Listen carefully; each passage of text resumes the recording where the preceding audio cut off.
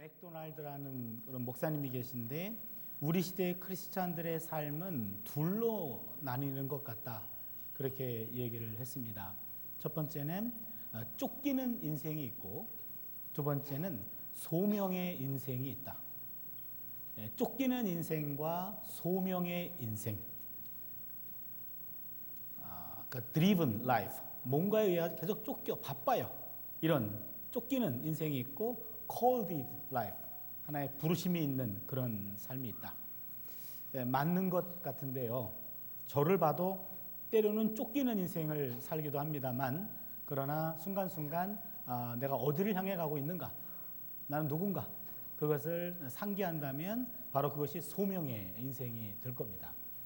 그래서 오늘 우리는 예레미야의 소명 사건을 통해서 소명인에게, 소명자에는 어떤 삶이 요구되는가?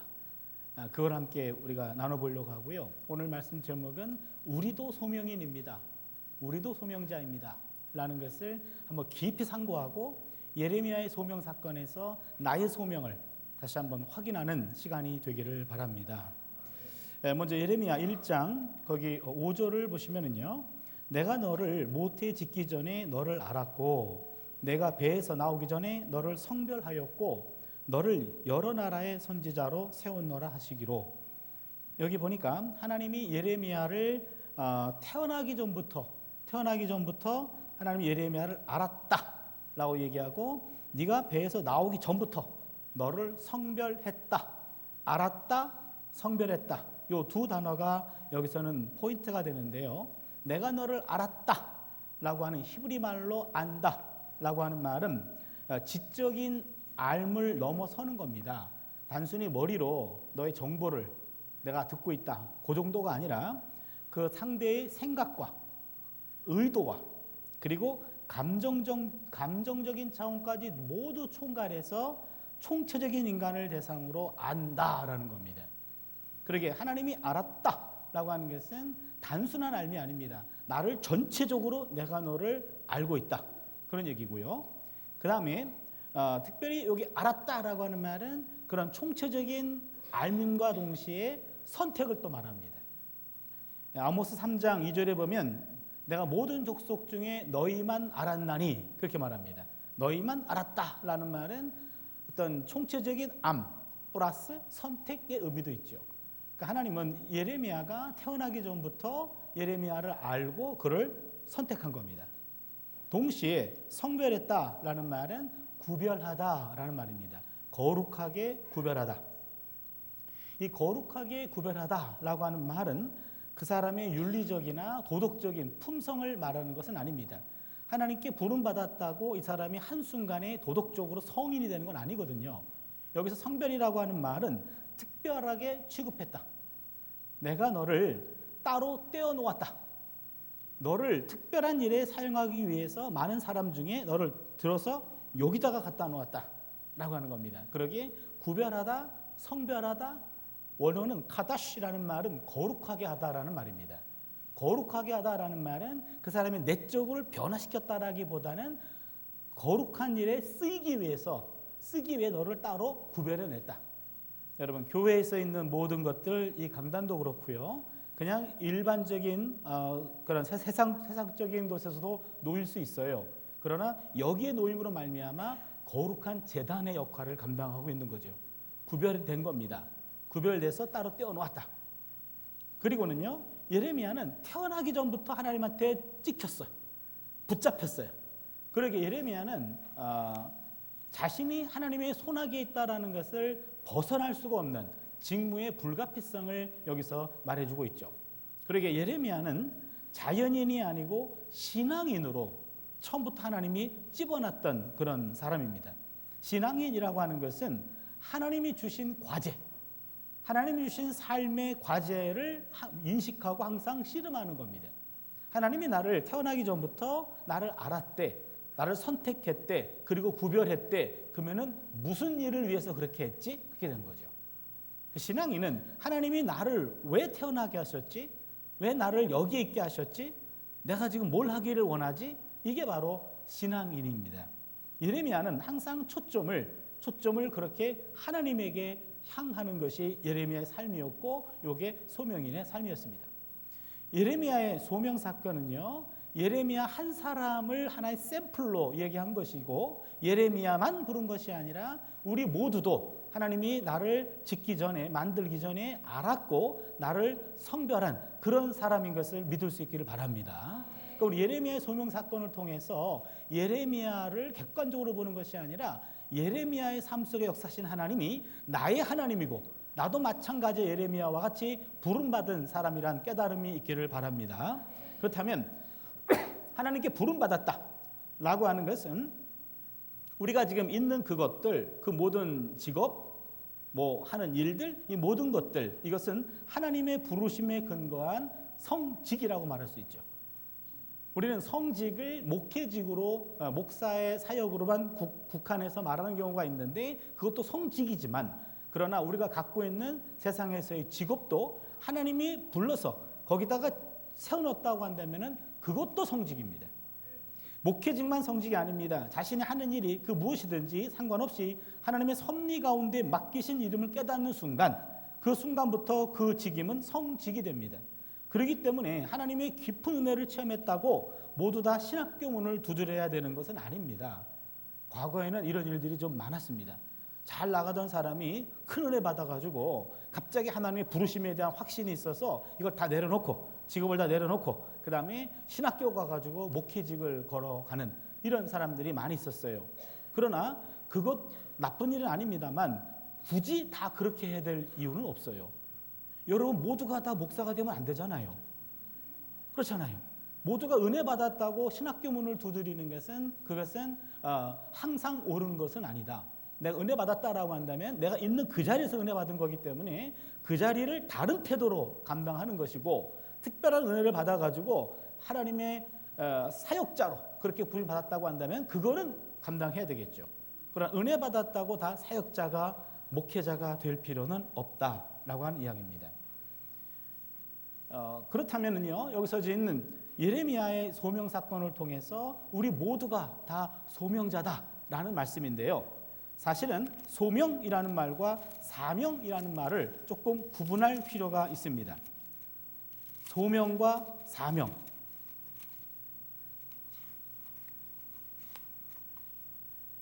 신약 성경까지 내려가면 소명, 부르심이라고 하는 단어는 구원으로의 부르심입니다. 그렇다면 모든 그리스도인들은 소명을 받은 사람입니다. 여러분 우리 모두는 하나님의 부르심을 받아서 바로 하나님의 자녀가 되었고 여기에 나와 있는 줄로 믿습니다. 그게 바로 소명입니다. 소명은 구원으로의 부르심입니다. 하나님의 소명은 교회 안에서 그리고 교회 밖에서 서로 다른 모양새와 기능을 내포하고 있습니다. 그래서 소명은 교회에서의 직분과 세상에서의 직업의 형태로 드러납니다. 그러기에 크리스찬들은 교회에서의 직분을 통해서 그래서 세상의 직업을 통해서 내가 구원받은 사람이라는 사실을 드러내는 삶을 사는 겁니다. 교회에서의 직분, 세상에서의 직업 이걸 통해서 내가 그리스도 구원받은 사람입니다. 이것을 드러내주는 거죠. 교회의 직분과 세상의 직업을 우리는 사명이라고 말합니다. 그러니까 소명은 구원으로의 부르심이고 이 부르심을 드러내는 것이 교회에서의 직분, 세상에서의 직업이죠. 그러니까 모든 크리스찬들은 소명인인 동시에 사명자라고 말할 수 있습니다. 하나의 소명 안에서 서로 다른 사명을 갖고 있는 거죠. 그래서 우리가 어떤 일이라든지 교회에서의 직분을 통해 세상에서의 직업을 통해 내가 하나님의 부름받은 구원받은 백성입니다 라는 것을 드러내는 형태가 그게 바로 사명이라고 말할 수가 있습니다. 소명자는 두 번째입니다. 소명자는 하나님의 눈으로 세상을 해석합니다. 거기에 너를 열방의 선지자로 세워놓으라 그랬습니다. 열방의 선지자. 옛날 성경은 열방의 선지자고 개역 개정 성경은 여러 나라의 선지자로 세워놓으라 이렇게 돼 있어요. 제가 요 번역은 열방이라고 하는 단어가 더 가슴을 뛰게 하는 것 같아요. 여러분 그렇지 않습니까? 여러 나라의 선지자를 세웠다. 여러 사람이 가겠지 이런 생각이 들어요. 근데 열방의 선지자, 그럼 갑자기 열방이 내 안에 팍 들어와요. 저만 그런 거 아닌 것 같아요. 그래서 요 여러 나라로 바꾼 거는 조금 아쉽긴 합니다. 우리 정서상 하나님은 예레미야를 열방의 선지자로 세웠습니다. 열방이라고 하는 말은 유다를 포함한 여러 나라입니다.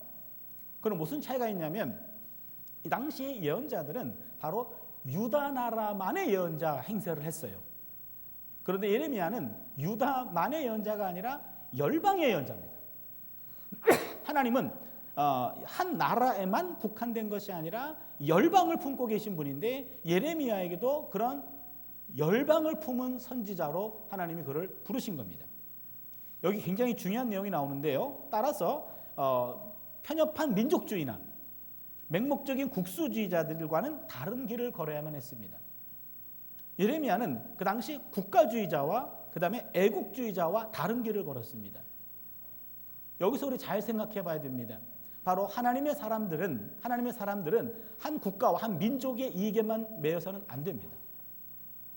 그러게 민족주의라는 말도 긍정적인 의미도 있지만 민족주의가 너무 강해지면 타민족을 배타하게 되죠. 타민족과 이해관계가 생기면 우리 민족의 이익을 관철하기 위해서 타민족을 억압하고 짓밟고 이기려고 하는 것이 또 하나의 민족주의의 폐해라고 얘기할 수 있고, 애국주의도 좋은 말입니다만 그러나 애국이라는 말 때문에 또 다른 나라와 분쟁이 생겼을 때 다른 나라를 또 동일하게 배타시하고 억압해야 되는 그런 일이 되죠. 그러나 하나님이 보시기에는 이 민족과 저 민족 다 당신이 만드셨고 이 나라 저 나라 다 하나님의 나라예요. 그러게 여러분 부모님들이 자녀들 간에 불화가 생기면 그것만큼 가슴 아프게 하는 일이 없습니다. 그렇잖아요. 다 내 자식인데 서로 다투고 분쟁하고 있다면 부모님이 편하게 살 수가 없는 것 같이 이 모든 나라 민족들은 다 바로 하나님이 만드셨고 그렇게 예레미야에게 열방의 선지자로 세웠다. 그렇기 때문에 그 당시 유다의 민족주의자들과 부닥칩니다. 유다의 애국주의자들과 부닥칩니다. 그러게 여기서 우리가 하나 배웁니다. 소명자들은 내 안경을 끼고 세상을 보는 것이 아니라 하나님의 눈으로 세상을 보는 겁니다. 조금 더 나의 것들을 넘어서서 그러기에 따라 소명자들은 자신이 속한 집단의 이익만을 대변하지 않습니다. 매사 하나님의 관점에 주목합니다. 하나님의 뜻을 대변합니다. 소명자는 자신이 속한 공동체는 그것이 가정이건 교회건 직장이건 교단이건 나라건 간에 그 이익을 넘어서서 공공의 유익을 취합니다. 공공의 유익이라는 하나님의 이익입니다. 나만 유익한 것이 아니라 공동체가 다른 나라와 함께 유익할 수 있는 것, 공공의 유익입니다. 그 공공의 유익을 찾아내는 것, 그것이 바로 하나님의 이익을 찾아내는 거죠. 그러니까 소명자는 하나님의 눈을 의식합니다. 하나님의 눈을 가장 명확하게 보여준 것이 구약의 십계명이고 신약의 산상수훈이라고 말할 수 있습니다. 그러니까 우리 기독교인이라고 한다면 구약에 있는 십계명을 늘 묵상하고 신약에 있는 산상수훈을 늘 묵상해서 그 안에 담긴 하나님의 마음과 예수님의 마음을 가지고 세상을 보는 겁니다. 그러게 하나님의 눈으로 세상을 해석하며 그에 따라 행동의 방향과 우선순위를 결정하는 것, 이것이 바로 열방, 여러 나라의 선지자가 갖고 있는 의미가 됩니다. 세 번째는요, 이번에는 저는 원래 학생들한테 설교할 때 3대지 넘어가면 안 된다 그렇게 얘기를 했는데 네 번째는, 다섯 번째는, 여섯 번째까지 가면 그냥 설교자에게 총을 쏴라 그렇게까지 얘기했는데 오늘은요 제가 7번까지 갈 것 같아요. 저한테 총을 쏘지 마시고 그러나 시간은 지킬 테니까 양해해 주시기 바랍니다. 세 번째는요, 소명자는 자신의 능력을 넘어 하나님의 능력으로 삽니다. 거기 6절을 보겠습니다. 6절을 보시면 내가 이르되 슬프도소이다 주 야훼여 보소서 나는 아이라 말할 줄 알지 못하나이다. 지금 하나님이 불렀는데 예레미야가 난 못합니다 라고 얘기한 겁니다. 여기서 나는 아이라 말할 줄 알지 못합니다 라는 말은 나는 절대 못합니다가 아니라 아직은 아닙니다예요. 난 아직 어리거든요. 아직은 아닌 것 같아요 라는 아직은 아닙니다. 여기 아이라고 하는 말은 소년이나 청년을 가리키는 말입니다. 경험이 부족하고 아직은 성숙하지 않습니다. 따라서 내가 백성들을 설득할 만한 능력도 없고 언변도 부족합니다. 소명 당시 아예 지나지 않았던 예레미야는 백성 전체를 향해서, 어른들을 향해서, 국민들을 향해서 그들을 설득할 만한 그런 능력도 없었고, 내가 지금 시작할 적기도 아닌 것 같습니다. 그리고 그만한 자격도 없습니다. 능력도 없고 적기도 아니고 자격도 없습니다. 스스로 난 자격 미달이고 그 임무는 불가능합니다. 이렇게 판단한 겁니다. 그런데 하나님은 예레미야의 이런 이의 제기에 대해서 즉시로 답변하시 설득하십니다. 여러분, 하나님이 불렀을 때 못합니다. 그러면 그래, 나 딴 사람 부를게. 그렇게 안 하세요. 너 죽을래? 그러시죠. 한 번 불렀으면 끝장을 보시기 때문에 하나님, 난 아이라 말할 줄 알지 못합니다 라고 얘기했을 때 하나님이 흐뭇해하십니다. 왜냐하면 하나님의 부르심을 입은 자들은 자신의 능력이 아니라 부르신 자의 능력에 의존해야 한다는 뜻이 담겨 있습니다. 하나님 그거 모르고 부르셨을까요? 아세요.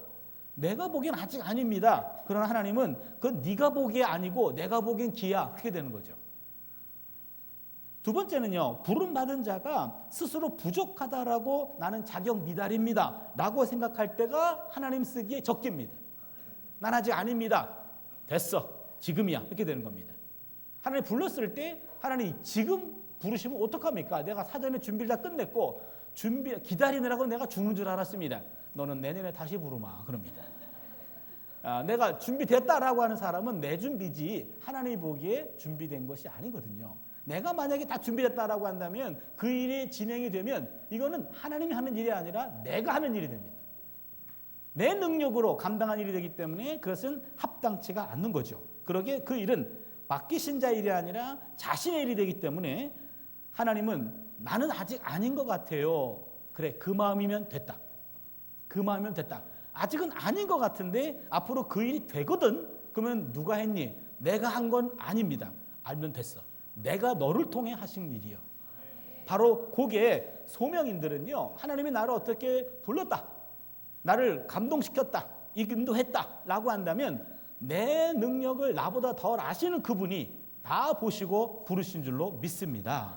그러기에 하나님의 일은요, 인생은 자격으로만 하는 것도 아니고 능력만 가지고 하는 것도 아니고 바로 하나님의 부르심, 요 소명으로 사는 것이고 사명으로 사는 겁니다. 소명자들은 자신의 능력만 가지고 살지 않습니다. 자신의 일이 하나님이 원하시는 일이라 나는 그런 확신을 가진 소명자는 자신에게 약속된 하나님의 능력을 늘 염두에 두고 삽니다. 내 이 일이 바로 하나님이 시키신 일이요 라는 확신이 있다면 부족해도 부족한 것들은 하나님이 채우신다 라는 하나님의 체험을 경험하는 그런 삶이 될 수 있기를 바랍니다.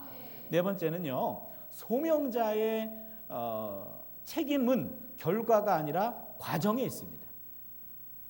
소명자의 책임은 뭔가를 만들어내는 결과가 아니라 그 과정에 있습니다. 하나님께서 7절을 보시면 야훼께서 내게 이르시되 너는 아이라 말하지 말고 내가 너를 누구에게 보내든지 너는 가며 내가 내게 무엇을 명령하든지 너는 말할지니라. 여기 보니까 하나님이 설득하시는데요, 너는 아이라 하지 말고 내가 너를 보내는데 그곳에 가게만 해. 여기 중요한 것이 있습니다. 예레미야가 내가 이 나이에 언변도 없고 능력도 없는데 어떻게 수많은 청중들을, 어른들을 내가 설득시킬 수 있습니까? 그걸 고민하고 있어요. 근데 하나님은 너 쓸데없는 생각하지 마라. 누가 너 보고 그 사람들 설득하라고 보냈어? 너는 가라는 곳에 가. 그리고 전하라 하는 말만 전해. 듣고 안 듣고는 그건 내가 알아서 할게. 맞지 않습니까, 여러분? 심부름꾼이 책임져야 될 일은 바로 가라는 곳에 가서 전하라 하는 말만 전하면 돼. 그러면 그 사람이 그 말을 듣고 어떤 행동을 취할지는 내 책임이 아니고 그 사람 책임이에요. 그리고 하나님과 그 사람 간에 계산할 일이요. 내게 중요한 것은 엉뚱한 데 가면 안 돼. 엉뚱한 말 해서는 안 됩니다. 가라는 곳에 가서 전하라는 말만 전하면 돼요. 그 과정이 바로 예레미야의 책임이었습니다. 그러기에 메시지를 듣는, 내 이야기를 듣고 설득당한 사람들이 숫자나 그들의 반응보다 더 중요한 것은 하나님이 가라 하는 곳에 가서 그 말씀을 정확하게 전했느냐? 이게 더 중요한 겁니다. 일생을 살면서 얼마나 많은 사람들에게 영향력을 끼쳤느냐? 그거보다도 내가 너를 보낸 자리에 가서 전하라는 말 정확히 전했니? 요것을 하나님이 보시는 줄로 믿습니다. 인생의 성공과 실패는 사실 이 땅에서는 알 수 없습니다. 하나님 앞에 서 보아야 최종적 판결이 주어집니다. 이 땅의 많은 사람들로부터 영광과 칭찬을 받는다고 해서 하나님 나라에서 영광과 칭찬이 보장되는 것도 아닙니다. 소명자의 성공은 삶에서든지 사역에서든지 무엇을 이루는 것이 아니라 주님 앞에서 순간순간 올바로 서는 겁니다. 뭔가를 만들어내는 것이 아니고 그냥 순간순간 하나님 앞에 내가 신실하게 서 있습니다. 이 과정을 하나님이 보시는 줄로 믿습니다. 소명자의 승부처는 결과가 아니라 과정에 있는 겁니다. 영어 성경이나 우리말 성경 뒤져보면은요, 성공이 믿는 사람들의 목표로 제시된 적은 없습니다. 우리는 그냥 습관적으로 성공했네 이런 식을 많이 사용하고 있습니다만 우리 믿는 사람들의 목적은 성공이다 이런 말이 없다는 얘기죠.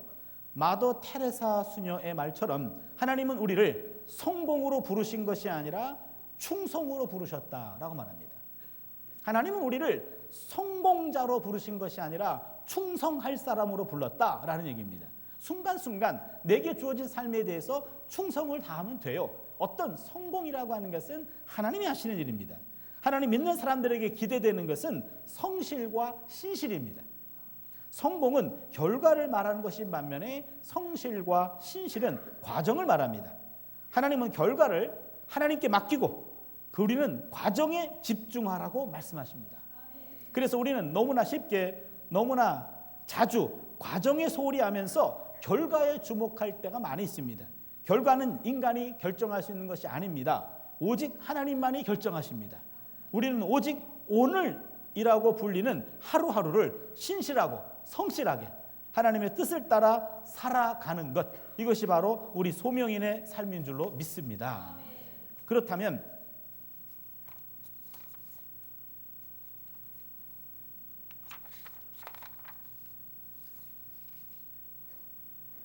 모든 사람들은 다들 성공을 지금 꿈꾸고 있습니다만 그러나 남의 성공에 너무 조급할 이유도 없습니다. 사람마다 꽃피는 시기가 다르고 저마다 걸음걸이가 있습니다. 그렇기에 당장 노력에 대한 결과가 나오지 않는다고 절망할 필요는 없습니다. 물론 내가 언제 꽃 피울지 미리 알 수 있다면 좋겠지만 대부분의 사람들은 그것을 미리 알지 못합니다. 저 역시 마찬가지입니다. 그래서 그저 그때가 찾아올 때까지 그냥 돌의 정으로 글씨를 새기듯이 매일매일의 일을 조금씩 성실하게 해 나가는 것이 중요합니다. 여러분, 자기 방식대로 나는 새처럼 나의 삶은 나의 방식이 있어요. 그래서 여러분, 참새도 하늘을 날고 비둘기도 하늘을 날고 갈매기도 하늘을 날고 있습니다. 그런데 어떤 새도 다른 새처럼 날지 못해서 안타까워하지 않습니다. 우리가 보기에는 참새도 비둘기도 갈매기도 다 그냥 날아다니고 있는 것 같은데 그 날개짓하며 그들의 모든 행태가 다 다르다는 거예요. 그런데 참새가 비둘기의 비행을 부러워한다거나 아니면은 갈매기가 비둘기를 부러워한다, 그런 뉴스 들어본 적 없죠. 어떤 새도 다른 새처럼 날지 못해 안타까워하지 않습니다. 부끄러워하지 않고 모두들 자기 방식대로 하늘을 날고 있습니다. 맞습니다. 우리 모두 각자의 방식으로 삶을 살아가면 됩니다. 나와 다른 모습을 살아가는 다른 사람들을 부러워할 필요가 없다라는 얘기죠. 그러기에 자기에 대해서 자존감 있는 사람들은 자기 길에 대한 확신이 있어요. 남의 길에 대해서 또 폄하하지 않아요. 그 사람은 그렇게 살고 나는 이렇게 살면 돼. 자기 길이 있는 거죠. 남의 것들을 부러워하거나 남의 것들을 안타까워하는 그런 삶이 아니라 당당한 길을 걸어가는 겁니다. 자기의 길을 가는 사람은 절대로 추월당하지 않는다라고 얘기합니다. 나의 길이 있어요. 나의 학자가 많이 있습니다만 저는 학자로서 내 길이 그 누구도 하고도 다른 나만이 가는 그런 소명자의 그 길이 있어요. 그것을 발견하고 난 다음부터는 다른 교수들과 경쟁할 필요가 없어요. 옛날에는 그게 참 심했거든요. 구약학자 가운데 책을 가장 많이 쓴 사람이 저라는 것 여러분 모르셨죠? 근데 저보다 더 많이 쓴 구약학자가 하나 있어요. 카톨릭의 신부님이 계셔요. 박유한 영식 신부님이라고. 제가 한때 아주 마음속으로 그분 좀 천천히 그 책 쓰게 해달라고 기도까지 할 만큼 내가 한 20몇 권 썼을 때 50권을 썼어요. 그래서 하나님 역사하셔가지고 그분을 어느 학교 총장으로 보내셨어. 총장으로 가면 공부 못 하거든요. 그래서 총장 4년 했는데 내가 더 기도했어요. 한 번 더 하게 해달라고. 한 8년째 하고 계신 것 같은데 좀 최근에 물러나셨는데 덕분에 그 사이에 책을 몇 권 못 쓰셨어요. 그래서 제가 추월까지 못했습니다만 제가 50권까지는 왔는데 맨날 그거 또 책 냈어? 나도 내야 되는데 이거 프로테스탄트는 평정, 카톨릭까지 넘어가려고 그런 거예요. 그러나 부질없는 일입니다. 부질없는 일이고 어느 순간부터 이제는 그런 경쟁하지 않고 내가 학자로서 하나님 부르셨다면 내가 가는 길이 있어요. 그 길을 발견하고 나니까 그분은 또 다른 길을 가는 거고 난 내 길을 가는 거고 또 어떤 사람은 어떤 길을 가는 거고 다 자기 길이 있다라는 걸 생각하니까 경쟁할 필요가 없어요. 그렇지 않습니까? 나는 내 길을 걸어가면 돼. 내 길에 대한 확신, 바로 그냥 결과는 하나님께 맡기고 순간순간 오늘 내가 얼마큼 신실했는가, 얼마큼 성실했는가, 바로 하나님이 그것을 보시는 줄로 믿습니다. 여러분 당당하게 여러분의 길을 걸어갈 수 있기를 바랍니다. 다섯 번째는 내 평생에 내가 5번까지 얘기하는 분이 처음인데요. 소명자에게는 늘 하나님이 동행해 주십니다. 이게 또 은혜인데요. 8절을 보시면 너는 그들 때문에 두려워하지 말라. 내가 너희와 함께하여 너를 구원하리라. 나 야훼의 말이니라. 지금 예레미야는요, 부르심에 대해서 두려워하고 있습니다. 누굴 두려워하냐면 그들 때문에 두려워하지 말라. 여기서 그들이라고 하는 것은 오늘 본문으로 본다면 18절에 언급됩니다. 여러분 18절 같이 한번 읽어볼까요? 같이 읽겠습니다. 시작.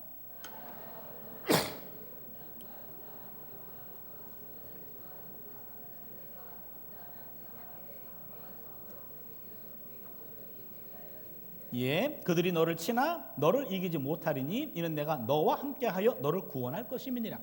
예레미야가 두려워하는 사람들이 나옵니다. 온 땅, 유다 왕들, 지도자들, 제사장들, 그 땅 백성.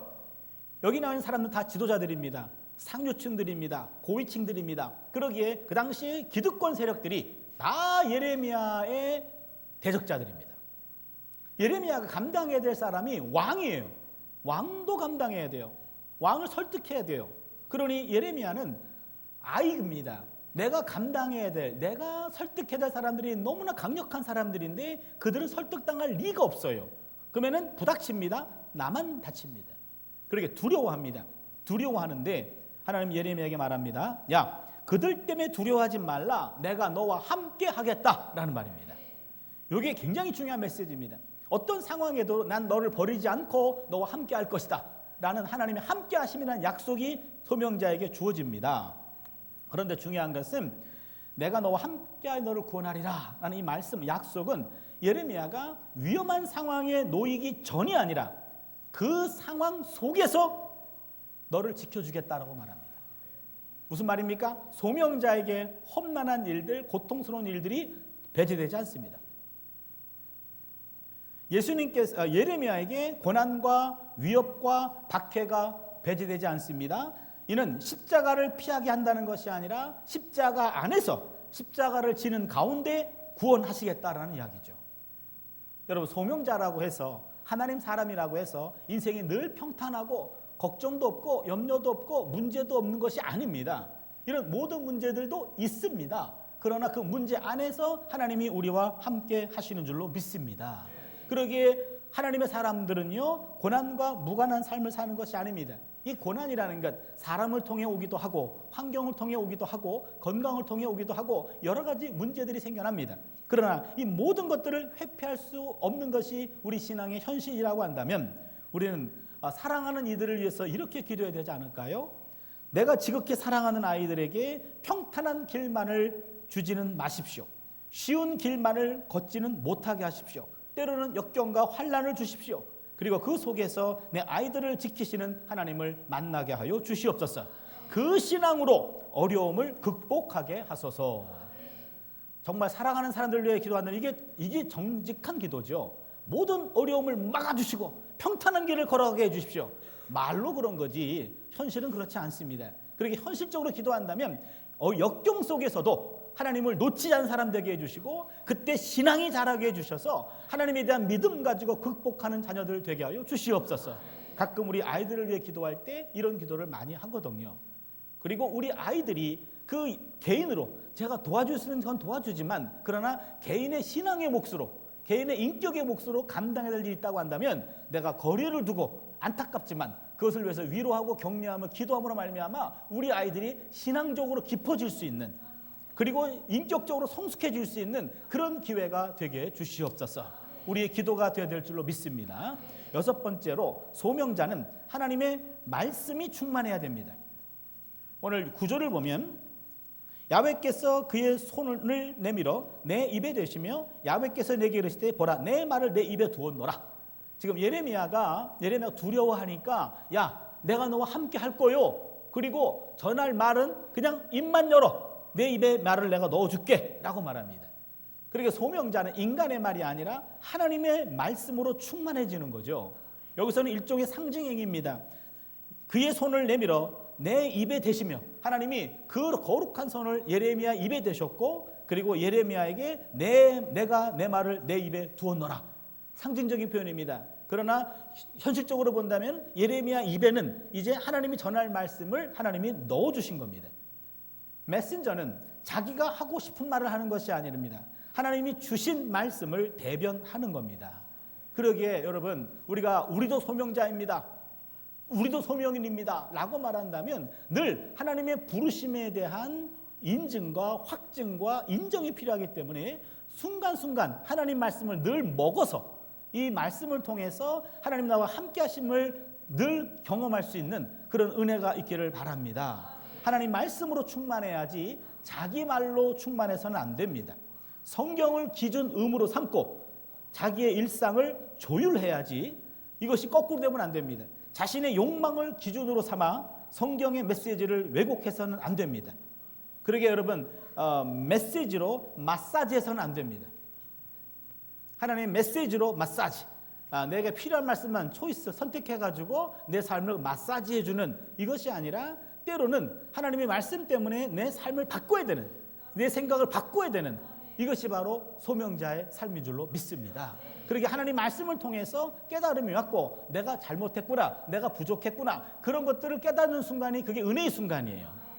내가 평생 이 나이 돼서 하나님 말씀을 봤으면 이젠 더 이상 고칠 것도 없고 알 것도 없어 다 알았어 그거 아닙니다. 그러게 되면 인생은 정체가 되는 거죠. 그렇게 되면 위험합니다. 늘 하나님 앞에 아직도 나는 부족합니다 라는 그런 말씀을 그런 마음의 태도를 가지고 늘 하나님 말씀으로 충만해질 수 있기를 바랍니다. 마지막 7번째입니다. 소명자는 내일의 눈으로 오늘을 봅니다. 이것도 참 기가 막힌 일입니다. 내일의 눈으로 오늘을 본다. 10절을 보시면 보라 내가 오늘 너를 여러 나라와 여러 왕국 위에 세워 내가 그것들을 뽑고 파괴하며 파멸하며 넘어뜨리고 건설하고 심게 하였느니라. 여기 보니까 하나님은 예레미야를 열방의 왕국 위에 세워서 그로 하여금 첫 번째 뽑고 두 번째 파괴하고 세 번째 파멸하며 네 번째 넘어뜨린다. 이 네 가지는 심판을 가리킵니다. 그리고는 두 번 건설하고 심게 했다. 두 가지는 구원을 말합니다. 그렇다면 여기 중요한 것이 있습니다. 예언자 예레미야는 열방을 향해서 심판을 선포해야 됩니다. 뽑고 파괴하고 파멸하고 넘어뜨려야 됩니다. 그리고는 거기서 끝나는 것이 아니라 이제는 구원도 선포합니다. 건설하고 심게 하는 겁니다. 예언자들은 주로 심판을 선포합니다. 그러나 그들은 심판 선포에만 머물지 않고 그들은 구원도 전해야 됩니다. 그런데 그 구원은 심판을 먼저 받아야 됩니다.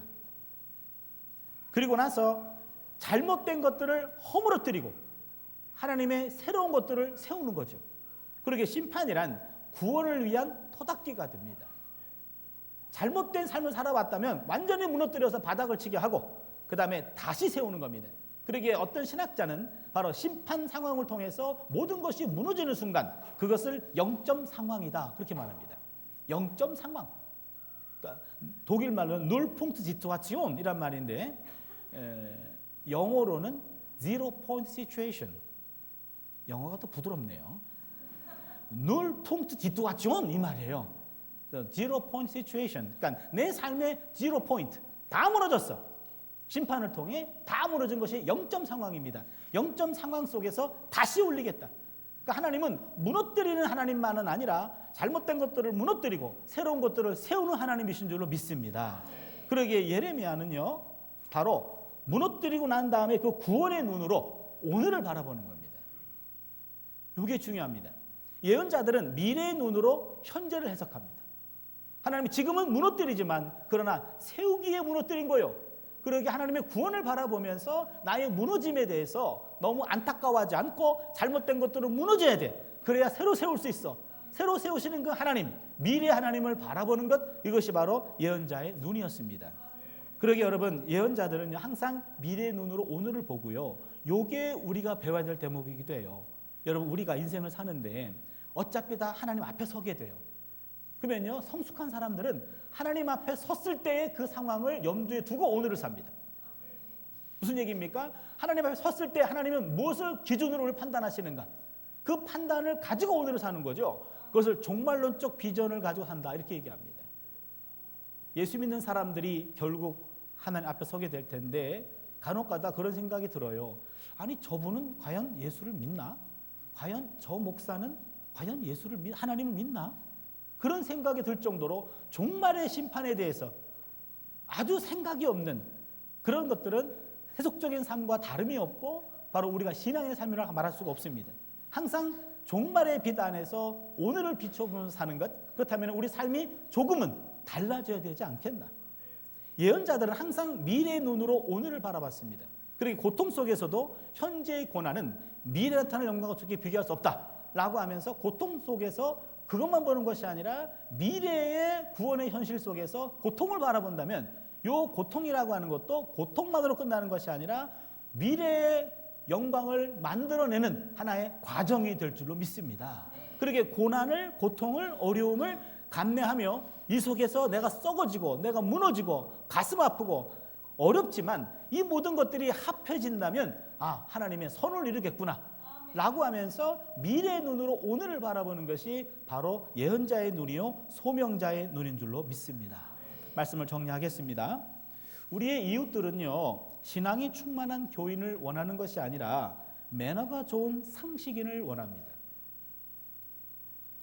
영적 지도자들이 교회에서 성도들을 아무리 영성 있게 가르쳤다라고 해도 정작 성도들이 가정에서 가족들과 불통한다거나 직장에서 동료들과 접촉이 불량한다거나 소통이 불량한다면 아무런 소용이 없는 겁니다. 지금까지 교회는 더 많은 사람들을 우리 교회에 오게 하려면 어떻게 해야 되겠는가 이것만 생각했는데 그러나 오늘날에 우리의 질문이 달라져서 우리의 성도들이 각자 부름받은 일터에서 교회가 되도록 훈련시키고 또 능력을 입도록 도우려면 나는 무엇을 해야 할까? 우리가 있는 신앙 공동체에 얼마나 많은 사람들을 불러 모을까? 이것보다도 이분들이 흩어져서 하나의 교회를 형성할 텐데 성소를 형성할 텐데 그 안에서 그 사명을 감당할 때 그 안에서 성소를 만들어갈 수 있는 그런 사람을 어떻게 만들 것인가? 이것이 우리의 고민이 되어야 될 줄로 믿습니다. 성도들로 하여금 일상을 탈출해서 성소로 오게 하는 것이 아니라 일상 속에 성소를 세우도록 도와줘야 됩니다. 그러게 내 직장 안이 거룩한 처소가 될 수 있도록 어떻게 살아갈 것인가? 그 살벌한 그 직장, 내가 바로 사명인으로 어떤 모습으로 거룩한 성소를 조금씩 넓혀갈 것인가? 이것이 우리의 고민입니다. 성도가 지금 서 있는 그곳은 탈출해야 할 애굽이 아니라 정착해야 할 가나안입니다. 내가 이놈의 직장 언젠가 탈출할 거예요. 이거 아닙니다. 그놈의 직장이 탈출할 직장이 아니라 그게 이집트가 아니라 바로 가나안이 적박꿀이 흐르는 곳이에요. 적박꿀이 흐르는 그곳에서 내가 어떻게 이것을 더 거룩한 곳으로 만들 것인가 그것이 우리의 과제가 되어야 될 줄로 믿습니다. 여러분, 세상은 속된 곳이고 교회는 거룩한 곳이다라는 이 문법 옳지 않습니다. 여러분, 세상에도 성과 속이 섞여 있고 교회에도 성과 속이 공존하고 있습니다. 그러기에 소명자로 사는 사람들은 자신이 서 있는 곳이 나보다 더 거룩한 곳임을 깨닫고 그곳에서 거룩한 삶을 쌓아가고 그곳을 조금 더 거룩한 곳으로 만드는 데 앞장서야 됩니다. 내가 있는 그곳은 나보다 거룩한 곳이요, 내 신을 벗으라. 바로 출애굽기 3장에서 하나님이 모세에게 명령하신 겁니다. 내 신을 벗으라. 도망갈 생각하지 말고 이 거룩한 곳에 머물라. 그 거룩한 곳에서 네 거룩을 쌓아나가고 그 공동체가 조금 더 거룩해질 수 있도록 앞장서는 것, 이것이 바로 오늘 소명자들의 삶일 줄로 믿습니다. 여러분, 우리 모두는 소명자입니다. 다 소명인입니다. 그렇다면 올 새해도 바로 이 소명자의 삶으로 내가 있는 그곳에서 교회에서의 직분과 세상에서의 직업을 통해서 이 사명의 삶을 살아나가는 우리 모두가 될 수 있기를 바랍니다. 기도합니다. 하나님, 예레미야의 소명 사건을 통해 바로 나의 소명을 깨닫게 해주시니 감사합니다. 아멘. 우리 모두도 소명자입니다. 하나님께 부름받았고 하나님의 자녀로 부름받았고 구원으로 부름받았습니다. 우리 모두를 하나님의 자녀로 삼아주신 것 감사합니다. 이제는 그곳을 가지고 교회 안에서는 직분을 통해 세상에서는 직업을 통해서 내가 구원받은 사람임을 드러나게 하여 주시고 내가 있는 그곳에서 조금 더 거룩한 성소를 쌓아나가는 우리 모두가 되게 하여 주시옵소서. 아멘. 예수님의 이름으로 기도드리옵나이다. 아멘.